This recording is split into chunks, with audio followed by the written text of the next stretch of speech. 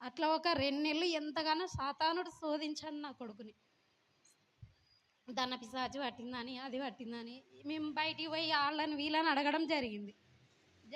అడిగితే అది అయింది, ఇది అయింది, మీ వాడికి ఇట్లా అయింది, దయ్యం పట్టింది, అది పట్టింది అని చెప్పినారు. ఇంక ఎంతగానో దేవుణ్ణి అడిగినాము. నేను చర్చికి వచ్చినా రాకపోయినా సంఘ పెద్దలు నన్ను ప్రేమించి నా ఇంటికి వచ్చి ప్రార్థించారు. చాలా థ్యాంక్స్ వాళ్ళకు వచ్చినందుకు.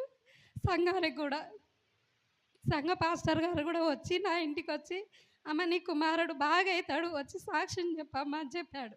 సార్ నేను ఖచ్చితంగా సంఘానికి వస్తాను, నేను సాక్ష్యం చెప్పిన తర్వాతనే సంఘానికి వస్తాను సార్ అని నేను అరోసారికి మాట ఇచ్చాను. నా కుమారుడు 2 నెలలకి కంప్లీట్గా పూర్తిగా మామూలు మనిషి అయ్యి ఇప్పుడు మరి 10th క్లాస్కి కంటిన్యూగా వెళ్తున్నాడు. ఇంతకుముందు ఎలా ఉండేవాడో మళ్ళీ అలానే మంచిగా తయారైనాడు. నా కొడుకు